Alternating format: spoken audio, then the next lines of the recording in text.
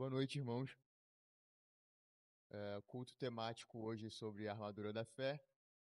Abra sua Bíblia no livro de Efésios, capítulo 6, versos 10 a 20.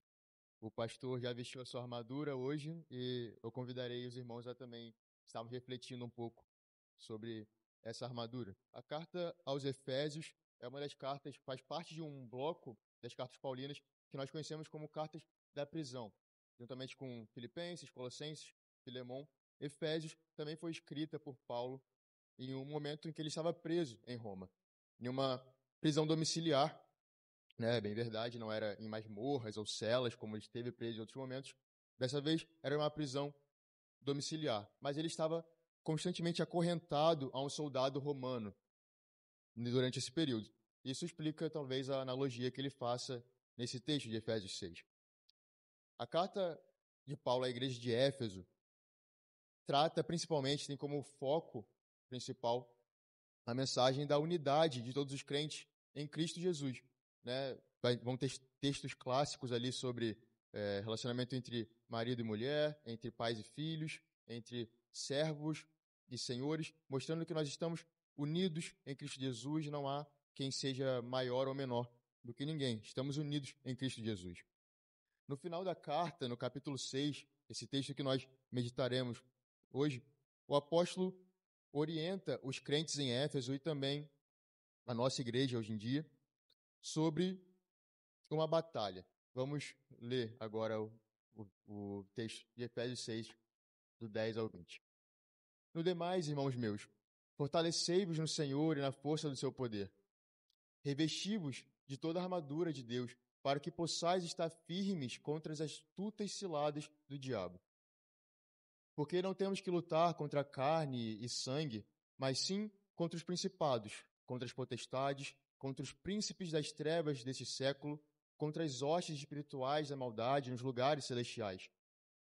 Portanto, tomai toda a armadura de Deus, para que possais resistir no dia mau e, havendo feito tudo, ficar firmes. Estais, pois, firmes, tendo cingidos os vossos lombos com a verdade e vestido a couraça da justiça, e calçado os pés na preparação do evangelho da paz, tomando sobretudo o escudo da fé, com o qual podereis apagar todos os dardos inflamados do maligno.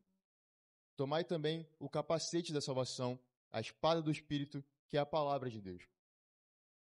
Orando em todo o tempo, com toda oração e súplica no Espírito, e vigiando nisso com toda perseverança e súplica por todos os santos. E por mim, para que me seja dada, no abrir da minha boca, a palavra com confiança, para fazer notório o mistério do Evangelho, pelo qual sou embaixador em cadeias, para que possa falar dele livremente, como me convém falar. Nós vivemos dias maus. Nós ligamos a televisão ou abrimos as redes sociais e somos bombardeados por notícias de conflitos ao redor do mundo, notícias de conflitos ou de rumores de conflitos, notícias que entristecem o nosso coração. Há guerras espalhadas pelo mundo todo, e sempre foi assim, desde a época de Paulo, hoje não é diferente. E Paulo nos mostra que nós também estamos em guerra. Só que não como as guerras que nós vemos por aí. A nossa guerra é diferente. Como está escrito em 1 Pedro 5 e 8, sede sóbrios e vigilantes. O diabo, vosso adversário, anda em derredor como um leão que ruge procurando alguém para devorar. A nossa guerra não é contra os exércitos desse mundo, não é contra a carne ou o sangue, não é contra pessoas, mas sim contra o diabo, como diz Paulo nesse texto, e também Pedro vai nos alertar sobre o nosso adversário. Ele, juntamente com as nossas inclinações pecaminosas, as nossas paixões por esse mundo, nos atacam constantemente. Tentações, dúvidas que chacoalham a nossa mente, atacam a nossa fé constantemente.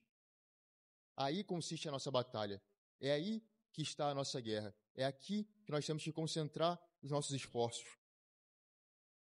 E nesse cenário de guerra que nós vivemos, no meio de todo esse conflito, nós somos chamados para permanecermos firmes, fortes, porque nós temos uma certeza, por mais que a guerra seja pesada, seja difícil, nós temos uma certeza. Nós já sabemos o resultado final desta guerra. Cristo venceu. Nós temos a nossa vitória garantida por meio de Cristo Jesus, nosso Salvador. O nosso Deus, Senhor dos Exércitos, está conosco e nos entrega uma poderosa armadura. Mas, agora sim, entrando no texto, o que seria essa armadura que Deus nos entrega? Do que Paulo está falando aqui nos versos de 6, de 10 a 20? O que ele está querendo dizer com essa armadura? Nós sabemos que tem o capacete da salvação, a couraça da justiça, os pés calçados no Evangelho, mas o que Paulo está querendo dizer realmente quando ele monta essa figura de um soldado, quando ele monta essa armadura? Os versos 14 a 17 mostram essa armadura para a gente. Estais, pois, firme, tendo cingido os vossos lombos com a verdade, vestido a couraça da justiça, no calçado os pés na preparação do evangelho da paz, tomando sobretudo o escudo da fé, com o qual podereis apagar todos os dardos inflamados do maligno. Tomai também o capacete da salvação e a espada do Espírito, que é a palavra de Deus. Esse texto é conhecido para nós sabemos sobre essa armadura, mas às vezes a gente não consegue entender o que seria isso, que Paulo está querendo falar para a gente. É interessante que nessa passagem é muito claro que Paulo está fazendo uma comparação com um soldado. E é justo, já que ele estava acorrentado a um soldado naquele momento, ele fazia essa comparação. Mas é bem provável que no momento em que Paulo estava escrevendo isso, ele também tinha em mente algumas passagens do Antigo Testamento, principalmente do profeta Isaías. Os textos de Isaías, capítulo 11, versos 4 a 5, 49, verso 2 e o capítulo 52, verso 7, esses textos são profecias sobre o Messias que viria. E dão a ideia de um Messias que vem como um guerreiro, como se vestindo de uma armadura, se vestindo da verdade, da fidelidade, atingindo a terra com as suas palavras, com uma boca semelhante a uma espada afiada, vindo para anunciar o Evangelho. Se nós temos em mente agora que Paulo pode estar fazendo uma alusão, e provavelmente está fazendo uma alusão também, não só a um soldado romano, mas sim a Cristo Jesus, ao Messias que viria, tomando como base os textos de Isaías, nós agora olhamos para esse texto com um olhar diferente e podemos perceber que todas as armas que Paulo cita aqui, todas as armas que Paulo coloca, são verdades sobre Cristo. São verdades sobre Jesus. Cada arma ali que Paulo cita são verdades sobre Jesus. Olhando assim, a gente agora pode entender que armadura é essa. O que Paulo está querendo dizer para a gente? O que Paulo diz no verso 11, perdão? Vistam-se com toda a armadura de Deus para poderem ficar firmes contra as ciladas do diabo. O que Paulo está querendo dizer quando fala para nós nos revestirmos da armadura para resistirmos às ciladas do diabo? O que Paulo está querendo dizer é revista-se de Cristo. A nossa armadura é o próprio Cristo. A nossa armadura é Cristo.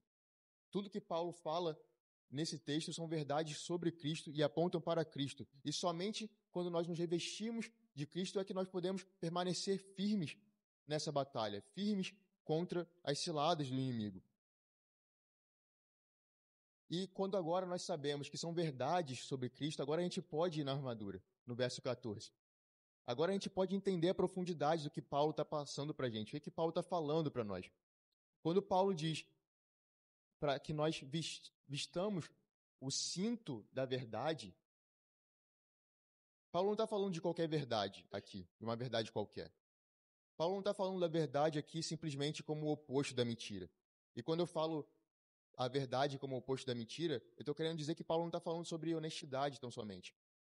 É claro que nós devemos ser honestos e falarmos a verdade. Somos embaixadores de Cristo, ou mensageiras de Cristo nessa terra. E na nossa boca apenas a verdade deve sair. Mas o que Paulo diz aqui, quando fala que nós devemos vestir o cinto da verdade, ele está apontando para a verdade que é Cristo. Não uma verdade qualquer, não simplesmente dizer a verdade, mas estarmos firmes na verdade que é Cristo, na verdade que é o Evangelho.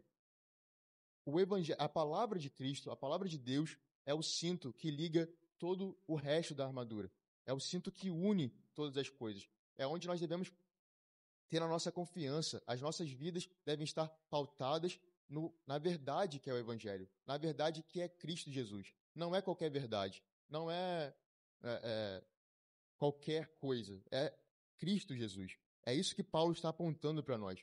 Vista-se da verdade que é Cristo. Tenha confiança em Cristo. Coloque a sua vida em Cristo Jesus. Semelhante também a isso, quando nós agora olhamos para a couraça da justiça, quando nós vestimos a couraça da justiça, nós não estamos rogando para nós um título de juiz, um ofício de juiz. Colocamos a couraça da justiça, então agora eu sou justo. E eu saio por aí julgando as pessoas. Eu sou bom, você é ruim, eu vou para o céu, você vai para o inferno, porque eu sou justo, eu tenho a couraça da justiça. Não é isso que Paulo está falando. Quando Paulo nos orienta a vestir a couraça da justiça, ele está apontando para que nós tenhamos sempre em mente, lembrando que Deus é o único e verdadeiro juiz. E que ele enviou o seu Filho para morrer por nós na cruz do Calvário, para que naquela cruz os nossos pecados recaíssem sobre Cristo e a sua justiça recaísse sobre nós. Nós somos justificados pelo sangue de Cristo. Esse é o significado da couraça da justiça. Não é que nós sejamos justos no sentido de bons. Nós somos justos porque Jesus nos justificou e agora nós podemos nos apresentar diante de Deus como justos. Se antes nós éramos inimigos de Deus por conta do nosso pecado, estávamos distantes, a partir de Cristo, agora nós somos justificados. E olha que interessante, Paulo compara a justificação, compara nós sermos justos à couraça. No militar romano, no soldado, a couraça era o que protegia esse soldado, esse homem, do ataque frontal do inimigo. Um ataque que poderia ser fatal para ele. E Paulo aqui coloca essa justificação, nós termos em mente que somos justos diante de Deus, como algo que nos protegerá desse ataque frontal do inimigo. Uma vez que nós temos a plena certeza de que somos justos, não porque nós merecemos isso, não porque nós fizemos alguma coisa, não porque nós entregamos algo para Deus para que Ele nos considerasse injustos. Não. Isso não vem de nós, isso vem do próprio Deus. Vem de Cristo que morre por nós para receber os nossos pecados. Antes, a ira de Deus estava sobre nós por conta dos nossos pecados. Em Cristo Jesus, os nossos pecados recaem sobre Ele, a ira de Deus recai sobre Cristo na cruz para que nós pudéssemos nos apresentar justos diante de Deus. E ter a consciência disso é o que nos prepara para o combate, nos prepara para a batalha e nos deixa firmes contra os ataques de Satanás contra a nossa fé. Termos a plena certeza de que somos justos diante de Deus. Não há nada no nosso pecado. A nossa dívida, os nossos pecados foram quitados em Cristo Jesus. Nós não devemos mais nada em Cristo Jesus. E isso nos prepara para termos uma fé firme e permanecermos firmes em Cristo. Reconhecer isso, ter essa verdade na nossa mente. Cristo morreu por nós e nós somos justos diante de Deus. Dando continuidade, os calçados. O calçado para o militar romano servia para dar estabilidade no terreno durante a batalha dele, para ele que se mantesse firme, né? Até dizem que no calçado do militar havia algumas travas, tipo uma chuteira, né, de futebol, assim, que tem aquela trava para o cara não escorregar no gramado.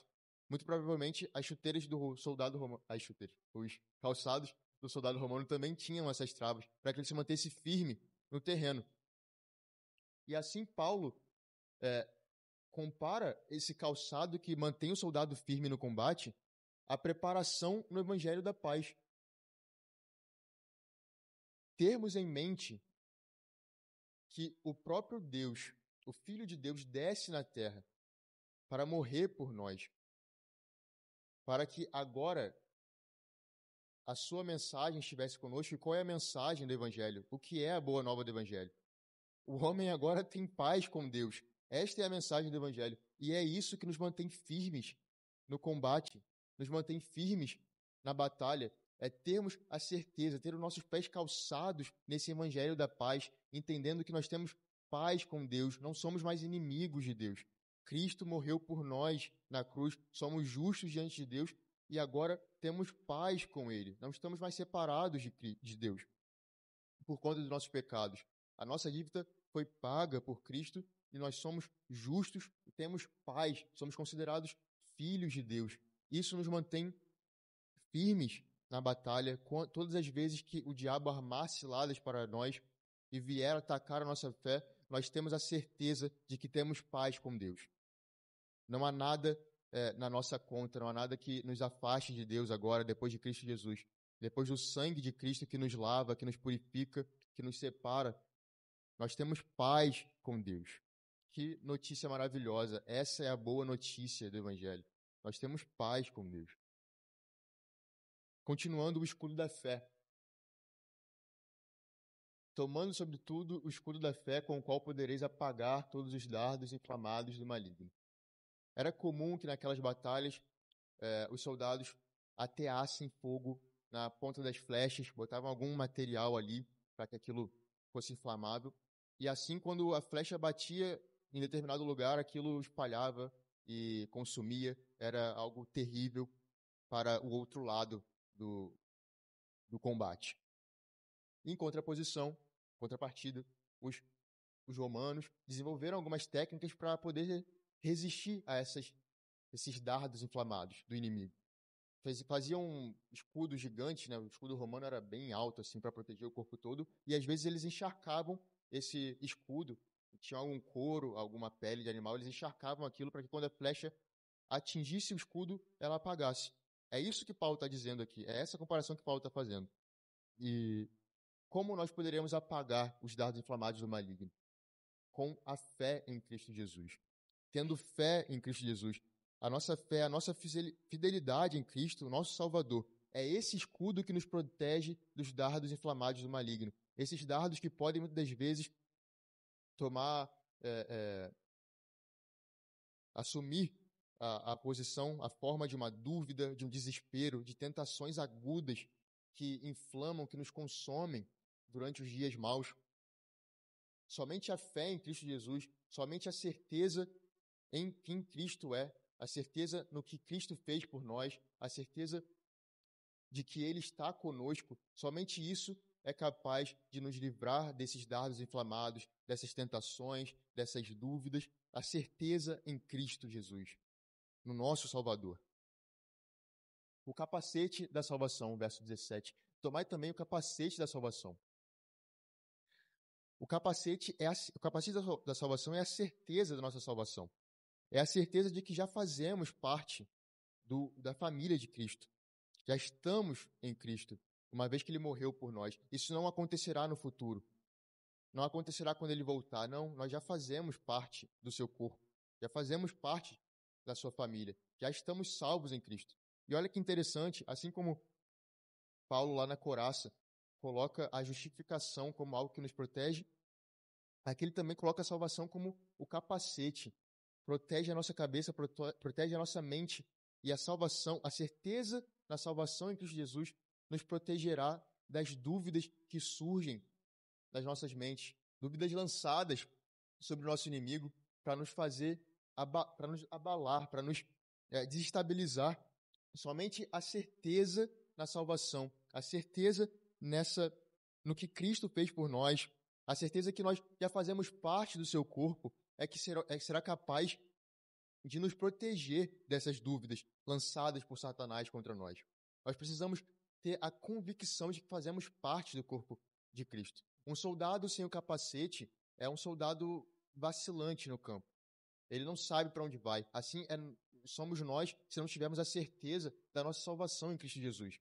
Nós ficaremos perdidos e seremos levados por qualquer vento, por qualquer dúvida. Não. Nós temos a certeza de que Cristo morreu por nós e nós já fazemos parte do seu corpo. Nós já fomos salvos pelo sangue de Cristo derramado naquela cruz. Para finalizar, a espada do Espírito, que é a palavra de Deus. É interessante que provavelmente o que Paulo está falando aqui como espada não é aquela espada longa que a gente imagina. Muito provavelmente era uma espada um pouco menor que o soldado romano carregava na cintura para se proteger. Era mais algo de defesa do que um ataque mesmo violento. E assim é a palavra de Deus conosco. A gente tem que usar, temos que carregar a palavra de Deus constantemente junto a nós para respondermos na hora do combate, para nos defendermos, assim como o soldado romano usava aquela espada para se defender no combate corpo a corpo, ali quando alguém tentasse alguma coisa contra ele, assim somos nós com a palavra de Deus. Assim como Jesus no deserto é tentado por Satanás 3 vezes, e as 3 vezes ele responde com a palavra de Deus. Na ponta da língua, ele tinha o que falar para responder Satanás naquele momento. Ele sabia o que falar, e ele utiliza a palavra como uma espada de defesa. Nós devemos carregar a palavra de Deus conosco em todos os momentos. Estarmos convictos, termos plena consciência do que é a palavra de Deus, conhecermos a palavra de Deus profundamente para estarmos prontos para responder todas as vezes que as dúvidas surgirem, que as tentações vierem sobre nós, que dificuldades vierem sobre nós poderemos devolver esse ataque contra Satanás. E o interessante dessa armadura é que todas as armas que Paulo fala aqui não são armas de ataque, são armas de defesa. Nós nos vestimos da armadura para estarmos fortes para resistir às tentações e não sairmos por ali caçando demônio ou qualquer coisa do tipo. Nós estamos aqui para resistir quando as tentações vierem. Resistir no poder de Cristo, na sua força.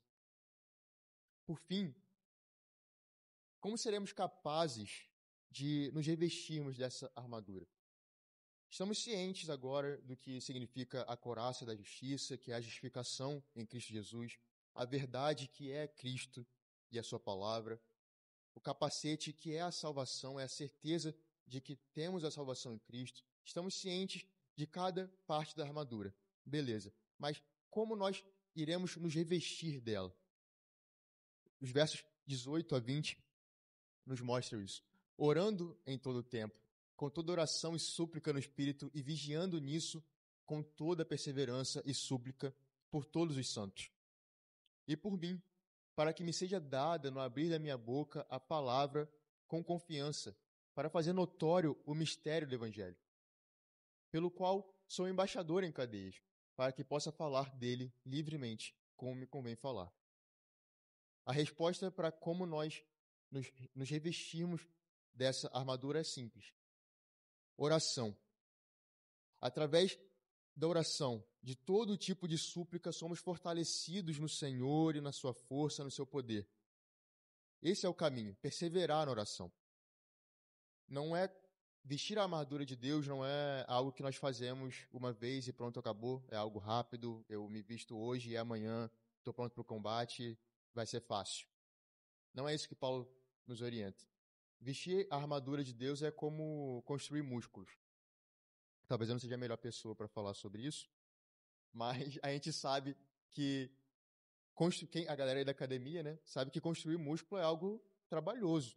Elos Otávio aí, nosso maromba, sabe que é um trabalho árduo. Você requer constante exercício, requer um preparo muito grande. Demora anos para você conseguir chegar no físico, né, forte. Assim também é a armadura de Deus.